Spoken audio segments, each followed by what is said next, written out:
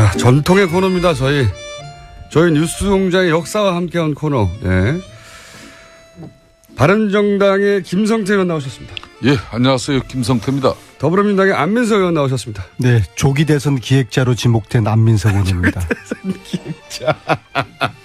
내부자 둘.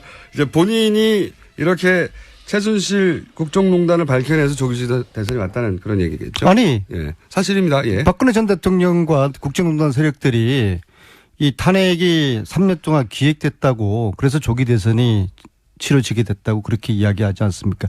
야당 중진 의원이 기획했다. 김성태 의원님, 그 야당 중진 의원이 누굽니까? 김성태 의원입니까?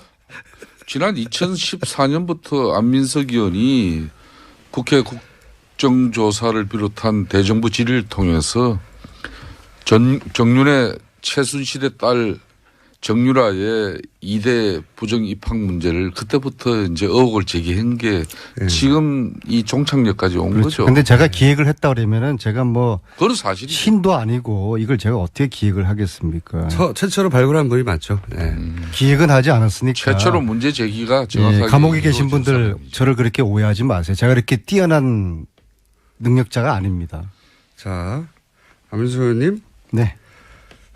지난 거의 6개월 가까이 안민석 의원님이 최순실 게이트에 얼마나 큰 공이 있었는지는 저희가 여러 차례 확인했고. 그렇습니다. 예, 저희 칭찬도 해드리고 본인 자랑도 했고 언론도 격차됐고 다 알고 있습니다. 다 알고 있기 때문에 그래도 중간중간 하실 거죠. 하실 건가 봅니다. 답이 없는 거니까. 본론에 들어가죠. 본론으로 들어가서. 일단 어제 토론회는 두 분 어떻게 보셨습니까? 대통령 후보 TV 토론회가 뭐 역사상 처음 스탠딩 토론 형식으로 어제 진행됐지 않습니까? 네. 그렇지만 이 객식과 각종 제안을 갖다가 너무 많이 부여하니까 네. 이 스탠딩 토론의 어떤 본질이 제대로 국민들에게 시청자들에게 이렇게 반영되지는 않았다고 봐요. 그렇지만은 아무래도 바른정당의 경선 토론 방식을 네.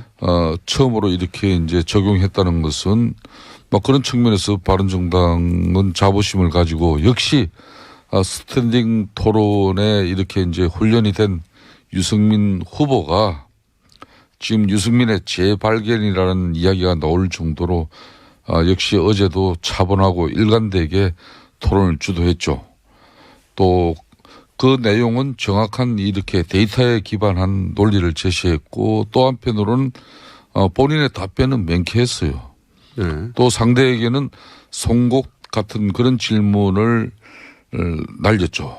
말 그대로 군계 일학이었습니다.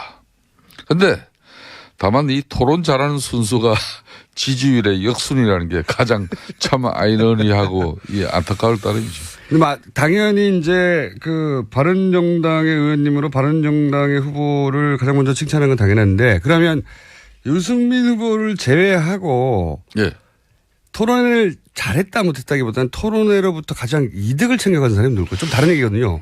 그건 제가 말씀드려 볼까요? 가장 큰 이득을 본 사람은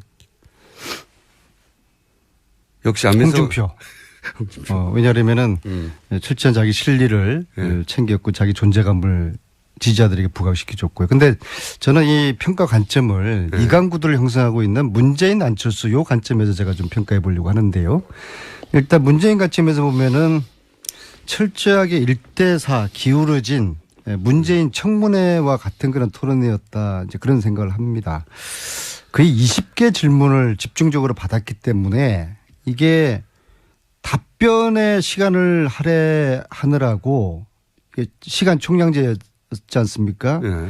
문재인 후보는 자신의 질문을 타 후보들에게 할 시간이 부족을 했어요. 그렇죠. 그러니까 토론에 구조적인 좀 문제가 있었던 것 같아요. 반면에 질문 받지 않는 후보는 공세적 질문을 계속적으로 하고 자기 홍보를 하는 토론 방식이 개선되어야 될 것 같고요. 특히 시간 총량제 이거는 획기적으로 바뀌어줘야 될 것 같고요. 반면에 안철수 후보 같은 경우에는 안철수에게는 굉장히 관대한 그런 분위기였다.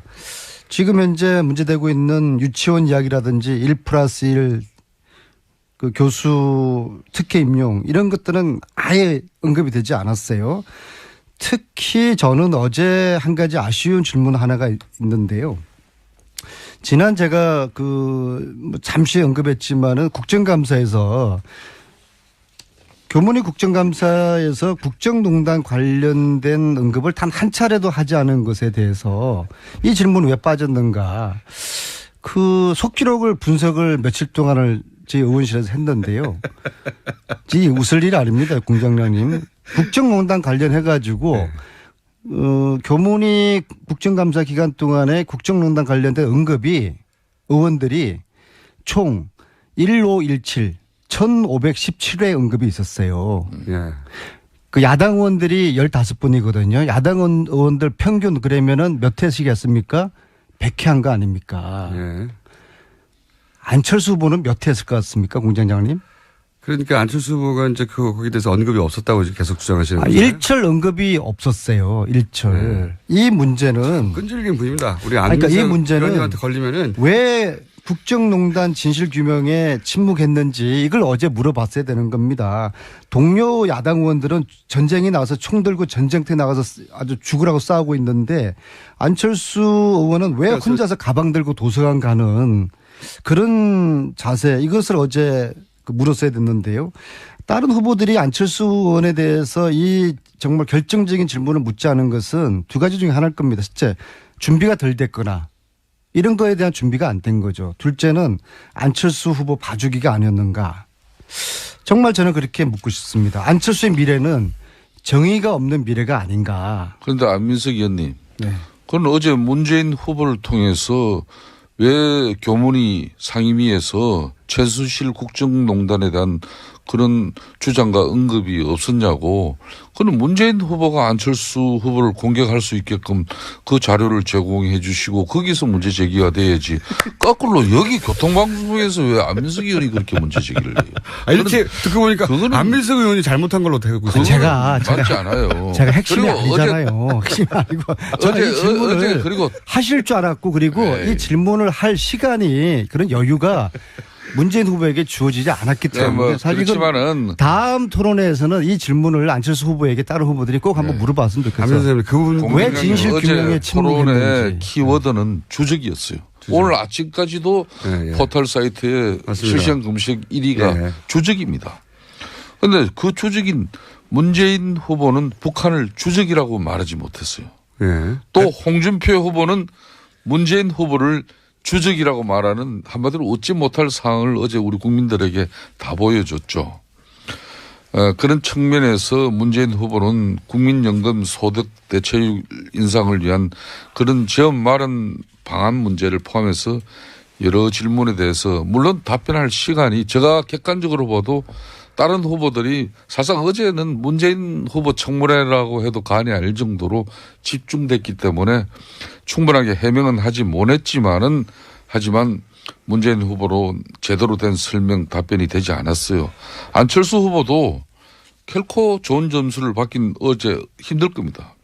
전체적으로 문재인 후보에 가려서 존재감을 잃었어요.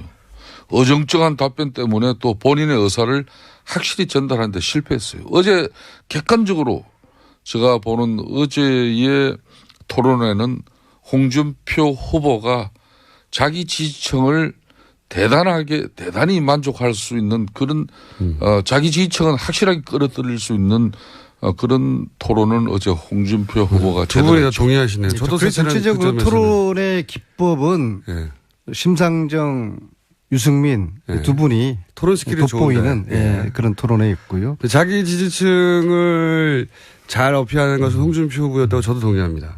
그리고 문재인 후보에 대한 비호감이 높기 때문에 무슨 말을 하더라도 싫어하는 분들도 많겠지만 자기 지지층은 잘 가져갔다. 그리고 문재인 후보는 1대4 청문회 속에서도 비교적 선방했다고 보고요. 안철수 후보는 그런 와중에서도 별 존재감이 나타나지 않은 것 같고요. 안철수 후보의 홍준표의 아주 1차 토론에 비해서 나아진 점도 많이 있지 않습니까? 표정이라든지 표정이 특히 많이 나아졌는데요. 근데 내용 면에 있어 가지고는 크게 좀 각인될 만한 그런 메시지는 주지 못한 것 같습니다. 실수도 없었고 크게 각인되는. 그렇지만 어제 문재인 후보는 사실상 내 후보로부터 뭐 전체적인 공격을 받았는데 동네북이 됐죠. 그런 측면에서는 대체로 그래도 선방했다고 해도 과언이 아닙니다. 왜 선방이라는 표현을 제가 했는데 왜 따라하세요? 아니 총량제 구분 범위 내에서 그래도 다른 후보들은 이게 상대 공세를 취하는 데 많은 시간을 소요했는데 거기에 비해서 문재인 후보는 답변하는데 대더 시간을 많이 소요했죠. 그런 측면은 아무리 상대라도 인정해 줄 거는 인정해 줍니다. 안민석 의원께서는 앞으로 이렇게 하세요. 뭘 그냥 얘기 또 안 칠 수 없다고 말이야. 잘 알겠고. 근데 저나 김성태 의원님처럼 피가 뜨거운 사람들이 어제 문재인 후보 같은 입장이었으면 아마 토론회장을 팍 차고 나왔을 것입니다. 아니, 저는 안 그럽니다. 저는 보기보다는 참을심이 아주. 참을심은 뭡니까? 인내죠, 인내. 참을심은 또 인내력이 새로운 조어가 강합니다, 저는. 하여튼 문재인 후보님 어제 2시간 동안 참느라고 애쓰셨습니다. 근데 이 정도 대통령 되려면 이 정도 혹독한 검증은 과정은 거쳐야죠. 뭐 자당의 후보의 감정이 뭐 마치 우리 안민석 의원께서는 문재인 후보가 거의 대통령 다 된 사람으로서 그 정도 내 후보로부터 공격받는 거는 그건 아무것도 아니다 이런 표정인데 참 여유 있어 보여 좋긴 좋습니다.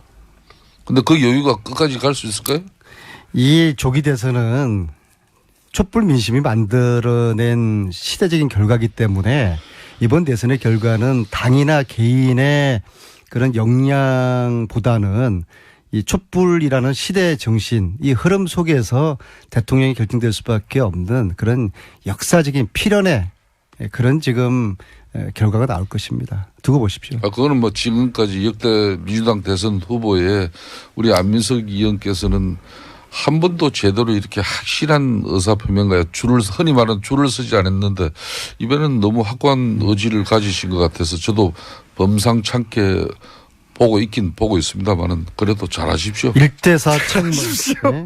1대4 청문회 시간 총량제 이런 죽었다 깨어나도 촛불을 꺾어낼 수는 못할 겁니다. 자, 촛불이 이기게 돼 있습니다. 알겠습니다. 그 얘기 말고 각 당의 내부적인 문제 혹은 또 상대당에 대한 공격도 좀 해보죠.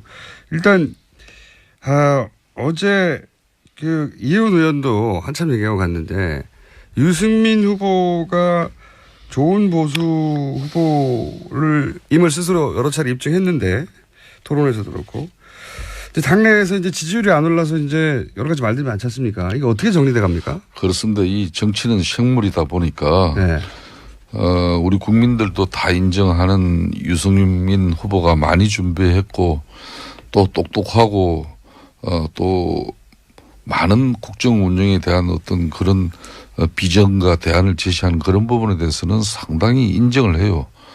그렇지만은 현실적으로 본인의 그런 역량과 능력만큼 지지율은 반영되지 않고 있다 보니까 우리 바른정당 의원들과 지지자들도 지금 속이 타죠. 그렇지만 제대로 된 보수의 가치를 알리고 또 국민께 이해를 구하는 것도 우리 바른정당이 해야 될 그런 역할이라고 생각합니다. 그런 측면에서 대선은 어쨌든 간에 후보 중심, 선대위 중심으로 치르는 것이기 때문에 절대적으로 후보의 입장을 존중하고 또 후보가 앞으로 계속 이런 선전해 주길 바라는 마음이 간절하죠. 당내에서 이렇게 뭐 사퇴해야 한다는 사실 그 시점이 넘어가긴 했어요. 그런 논의가 있을 수도 있는데 조용히 정치는 또 현실이고 하니까. 근데 그 공식 선거운동 시작하려고 하는데 바로 사퇴 얘기부터 당내에서 나왔다고 하니까 그거는 이제 바른정당의 지지자가 아닌 분들도 야 저건 너무 심하다 이렇게 얘기가 나왔잖아요. 실제 분위기가 어제 이혜원 의원은 전반적인 분위기는 그렇지 않고 몇몇만 그런 거다라고 그거요. 했는데 제가 김성태 의원님 연구를 단연간 하지 않았습니까? 저분의 속마음은요. 아유 유승민 후보 빨리 사퇴 안 하나? 이렇게 맞죠? 또 방송에서 선동을 하지 마세요. 그러니까 속마음은 저러세요. 그리고 다수의 바른정당 의원님들의 마음이 아마 그러지 않을까 싶고요. 그래요? 그거는 근데 의원님이 바른정당을 어떻게 하십니까? 돌아가는 사정을. 아니 바른정당 이야기를 여기저기 의원들 통해서 듣고 있고요. 특히 김성태 의원님 속은 뭐 저를 속내는 저는 못 속이고요. 아까 제가 말씀드렸던 국정감사 속기록에 나타난 1호 1의 불편한 진실. 아니 안민석 의원 왜 말씀을 왜 그렇게 해놓고 또 돌리는. 불편한 진실에 대해서 다음 토론회에서는 반드시 다른 후보들이 안철수 후보에게 그거는 의원님이 개인적으로 문재인 후보한테 연락하시면 될 것 같습니다. 이제는 충분히 자료와 함께. 충분히 전달해 드리죠. 오늘 제가 볼 때는 제가 이 방송 꽤 오래 했지만 우리 김어준 공장장께서 상당히 이제 공정한 방송을 위해서 노력하시네. 이렇게 제지를 해줘야 돼요. 지금 바른정당 유승민 후보 이야기하다가 징계 한번 먹더니 다 쫄아가지고. 네? 안철수 후보 그냥 놔뒀으면 또 안철수 후보 공격하는 그런. 아니 공격이 아니라 이 불편한 진실에 대해서 다음 토론회 때 문재인 후보님뿐만 아니라 다른 후보들이 한번 확인을 한번 해보세요. 이것은 정치 지도자가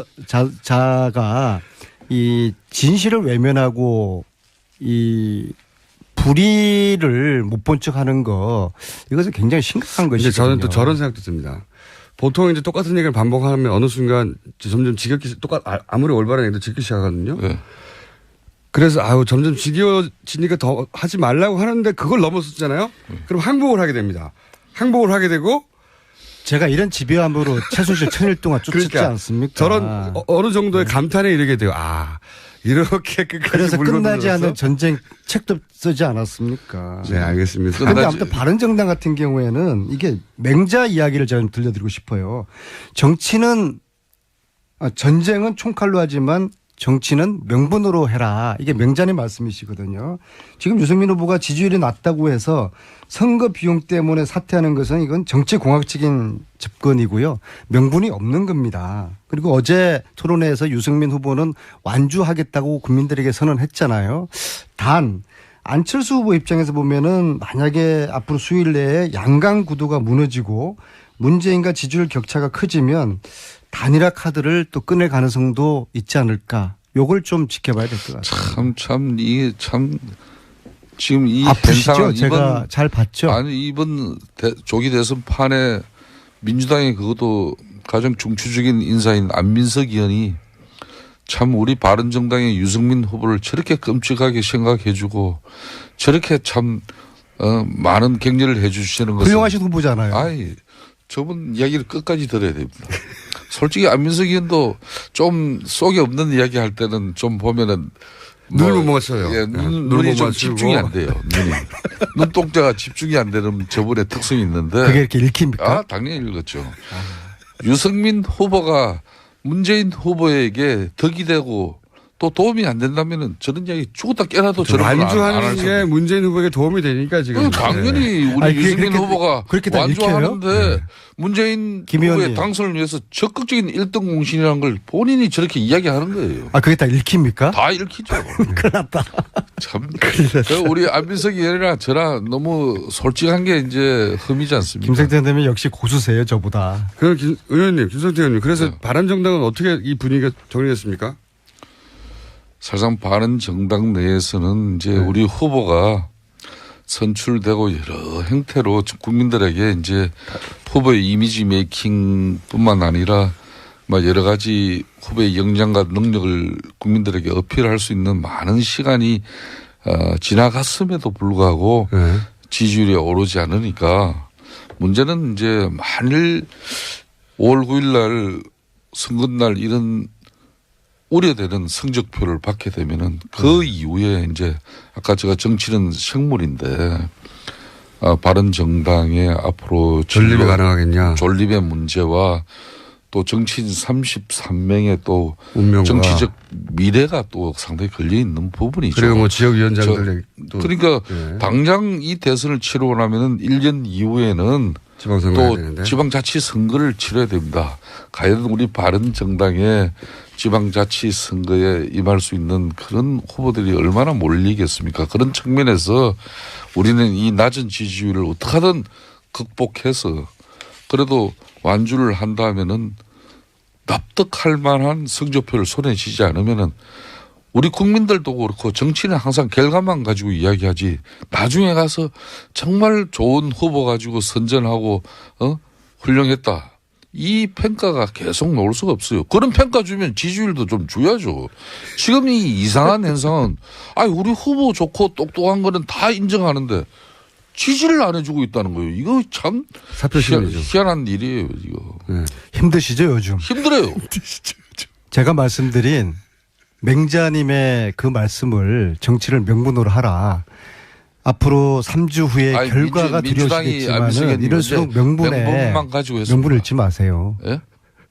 명분을 잃지 마세요. 문재인 후보는 이 대의와 원칙을 중시하는 이 왕권 정치를 하시는 분이에요.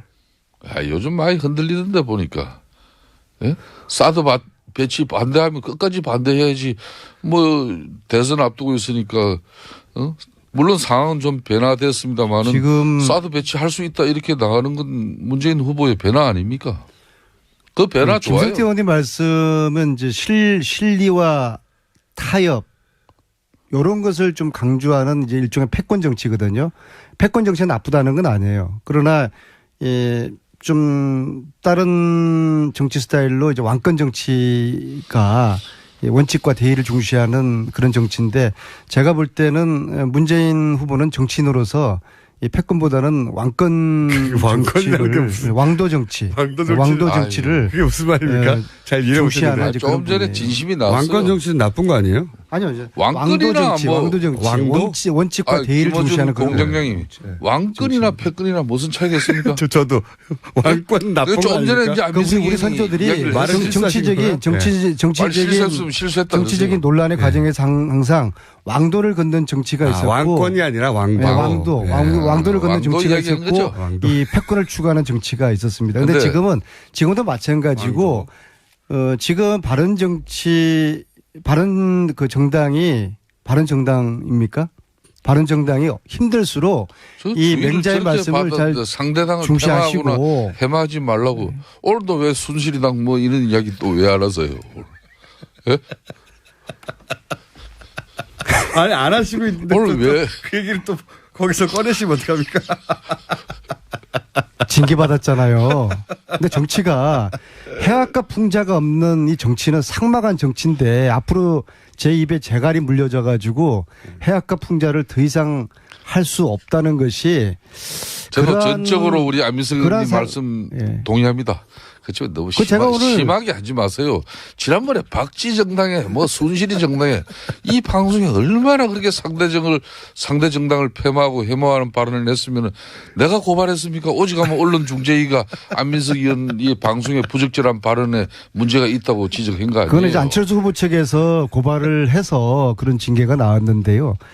제가 오늘 더듬거리지 않습니까? 그러니까. 이 해악을 못하게 하고 풍자를 못하게 하니까 이게 참 메마른 표현과 단어밖에 선택을 하지 못하는 자기 검열을 제가 당하고 있어요.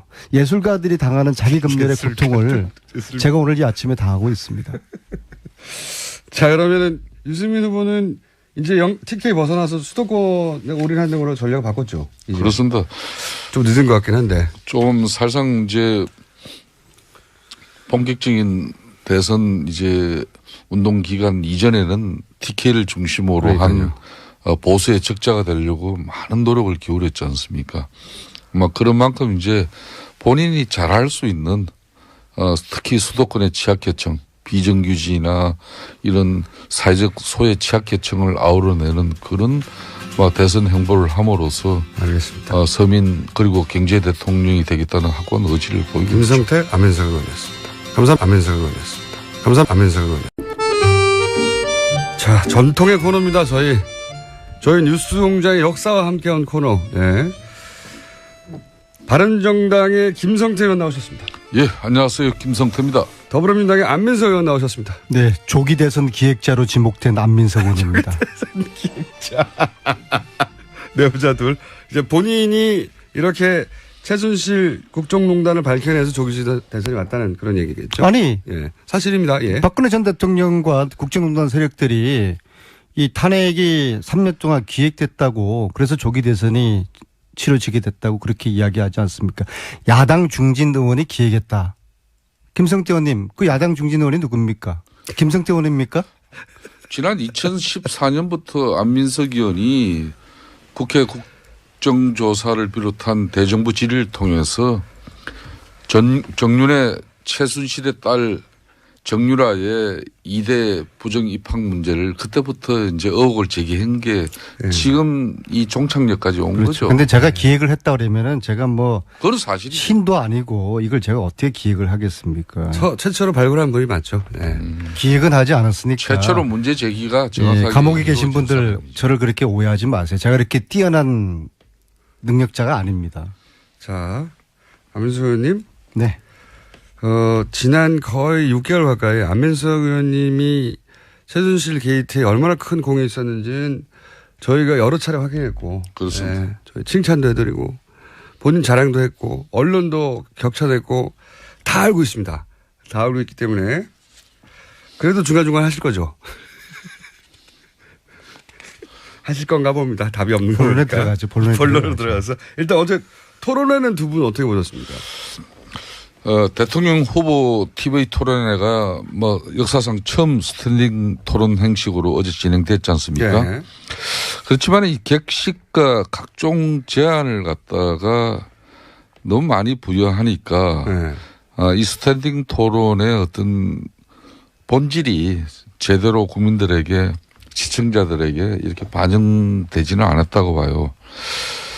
그렇지만은 아무래도 바른정당의 경선 토론 방식을 처음으로 이렇게 이제 적용했다는 것은 뭐 그런 측면에서 바른정당은 자부심을 가지고 역시 스탠딩 토론. 국정감사에서 국정농단 관련된 언급을 단 한 차례도 하지 않은 것에 대해서 이 질문 왜 빠졌는가.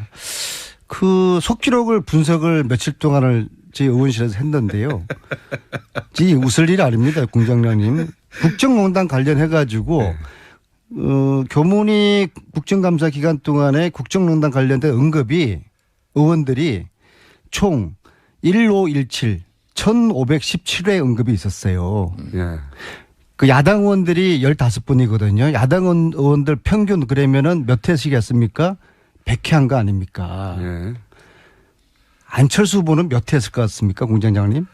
그러니까 안철수 후보가 이제 거기에 대해서 언급이 없었다고 계속 주장하시는 거죠. 일철 언급이 없었어요. 일철. 이 문제는 끈질긴 분입니다. 우리 그러니까 이 문제는 의원님한테 걸리면은 왜 국정농단 진실 규명에 침묵했는지 이걸 어제 물어봤어야 되는 겁니다.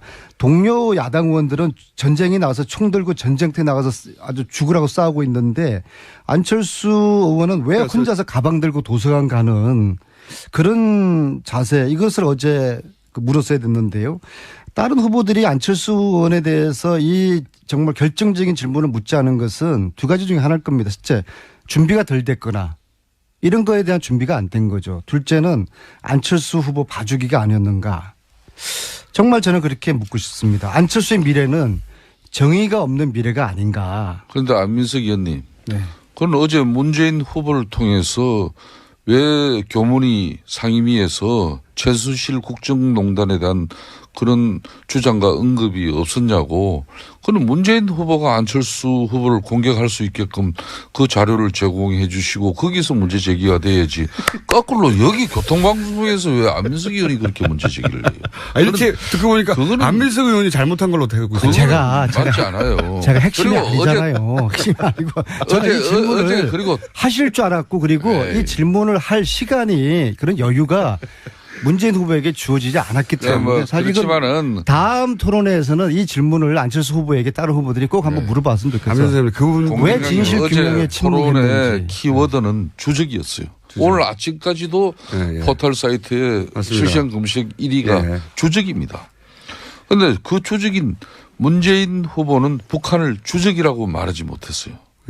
또 홍준표 후보는 문재인 후보를 의원께서는 앞으로 이렇게 하세요. 뭘 그냥 여기 또 안철수 없다고 말이야. 잘 알겠고. 근데 저나 김성태 의원님처럼 피가 뜨거운 사람들이 어제 문재인 후보 같은 입장이었으면 아마 토론회장을 팍 차고 나왔을 것입니다. 저는 안 그럽니다. 저는 보기보다는 참을심이 아주. 참을심은 뭡니까? 인내죠, 인내. 참을심은 또 인내력이 새로운 참 조어가 강합니다, 저는. 하여튼 문재인 후보님 어제 2시간 동안 참느라고 애쓰셨습니다. 근데 이 정도 대통령 되려면 이 정도 혹독한 검증은 과정을 거쳐야죠. 뭐 자당의 후보의 감정이 뭐 마치 우리 안민석 의원께서는 문재인 후보가 거의 대통령 다 된 사람으로서 그 정도 내 후보로부터 공격받는 거는 그건 아무것도 아니다 이런 표정인데 참 여유 있어 보여 좋긴 좋습니다. 근데 그 여유가 끝까지 갈 수 있을까요? 이 조기 대선은 촛불 민심이 만들어낸 시대적인 결과이기 때문에 이번 대선의 결과는 당이나 개인의 그런 역량보다는 이 촛불이라는 시대 정신, 이 흐름 속에서 대통령이 결정될 수밖에 없는 그런 역사적인 필연의 그런 지금 결과가 나올 것입니다. 두고 보십시오. 그거는 뭐 지금까지 역대 민주당 대선 후보에 우리 안민석 의원께서는 한 번도 제대로 이렇게 확실한 의사표명과 흔히 말하는 줄을 서지 않았는데 이번에는 너무 확고한 의지를 가지신 것 같아서 저도 범상찮게 보고 있습니다만은 그래도 잘하십시오. 1대4 청문, 1대4 청문회 시간 총량제 이런 죽었다 깨어나도 촛불을 꺾어낼 수는 못할 겁니다. 자, 촛불이 이기게 돼 있습니다. 알겠습니다. 그 얘기 말고 각 당의 내부적인 문제 혹은 또 상대당에 대한 공격도 좀 해보죠. 일단 어제 그 이혜원 의원도 한참 얘기하고 갔는데 유승민 후보가 좋은 보수 후보를 임을 스스로 여러 차례 입증했는데 토론에서도 그렇고 당내에서 이제 지지율이 안 올라서 이제 여러 가지 말들이 많지 않습니까? 이게 어떻게 정리돼 갑니까? 그렇습니다. 이 정치는 생물이다 보니까 네. 우리 국민들도 다 인정하는 유승민 후보가 많이 준비했고 또 똑똑하고 또 많은 국정 운영에 대한 어떤 그런 비전과 대안을 제시하는 그런 부분에 대해서는 상당히 인정을 해요. 주적이라고 말하는 한마디로 얻지 못할 사항을 어제 우리 국민들에게 다 보여줬죠. 그런 측면에서 문재인 후보는 국민연금 소득 대체율 인상을 위한 그런 지원 마련 방안 문제를 포함해서 여러 질문에 대해서 물론 답변할 시간이 제가 객관적으로 봐도 다른 후보들이 사실상 어제는 문재인 후보 청문회라고 해도 간이 아닐 정도로 집중됐기 때문에 충분하게 해명은 하지 못했지만 문재인 후보로 제대로 된 설명 답변이 되지 않았어요. 안철수 후보도 결코 좋은 점수를 받긴 어제 힘들 겁니다. 전체적으로 문재인 후보에 가려서 존재감을 잃었어요. 어정쩡한 답변 때문에 또 본인의 의사를 확실히 전달하는데 실패했어요. 어제 객관적으로 제가 보는 어제의 토론회는 홍준표 후보가 자기 지지층을 대단히 만족할 수 있는 그런 자기 지지층은 확실하게 끌어들일 수 있는 그런 토론은 어제 홍준표 후보가 두 분이 다 동의하시네요. 저도 전체적으로 토론의 기법은 심상정, 유승민 두 분이 토론스킬이 돋보이는 그런 토론회였고요. 자기 지지층을 잘 어필하는 것은 홍준표 후보였다고 저도 동의합니다. 그리고 문재인 후보에 대한 비호감이 높기 때문에 무슨 말을 하더라도 싫어하는 분들도 많겠지만 자기 지지층은 잘 가져갔다. 그리고 문재인 후보는 1대4 청문회 속에서도 비교적 선방했다고 보고요. 안철수 후보는 그런 와중에서도 별 존재감이 나타나지 않은 것 같고요. 안철수 후보의 홍준표의 아주 1차 토론에 비해서 나아진 점도 많이 있지 않습니까? 표정이라든지 표정이 특히 많이 나아졌는데요. 근데 내용면에 있어가지고는 크게 좀 각인될 만한 그런 메시지는 주지 못한 것 같습니다. 실수도 없었고 크게 각인되는. 그렇지만 어제 문재인 후보는 사실상 내 후보로부터 전체적인 공격을 받았는데 동네북이 됐죠. 그런 측면에서는 대체로 그래도 선방했다고 해도 과언이 아닙니다. 왜 선방이라는 표현을 제가 했는데 왜 따라하세요? 아니 총량제 구분 범위 내에서 그래도 다른 후보들은 이게 상대 공세를 취하는 데 많은 시간을 소요했는데 거기에 비해서 문재인 후보는 답변하는데 대도 시간을 많이 소요했죠. 그런 측면은 아무리 상대라도 인정해 줄 거는 인정해 줍니다. 안민석 이렇게 이제 훈련이 된 유승민 후보가 지금 유승민의 재발견이라는 이야기가 나올 정도로 역시 어제도 차분하고 일관되게 토론을 주도했죠. 또 그 내용은 정확한 이렇게 데이터에 기반한 논리를 제시했고 또 한편으로는 본인의 답변은 명쾌했어요. 네. 또 상대에게는 송곳 같은 그런 질문을 날렸죠. 말 그대로 군계 일학이었습니다. 그런데 다만 이 토론 잘하는 순수가 지지율의 역순이라는 게 가장 참 아이러니하고 안타까울 따름이죠. 당연히 이제 그 바른정당의 의원님으로 바른정당의 후보를 가장 먼저 칭찬하는 건 당연한데 그러면 유승민 후보를 제외하고 예. 토론회를 잘했다 못했다기보다는 토론회로부터 가장 이득을 챙겨가는 사람이 누굴까요? 좀 다른 얘기거든요. 그건 제가 말씀드려 볼까요? 가장 큰 이득을 본 사람은 역시 안민석 홍준표. 왜냐하면은 철저한 자기 실리를 챙겼고 자기 존재감을 지지자들에게 부각시켜줬고요. 근데 저는 이 평가 관점을 이강구도를 형성하고 있는 문재인 안철수 요 관점에서 제가 좀 평가해 보려고 하는데요. 일단 문재인 관점에서 보면은 철저하게 1대4 기울어진 문재인 청문회와 같은 그런 토론회였다. 이제 그런 생각을 합니다.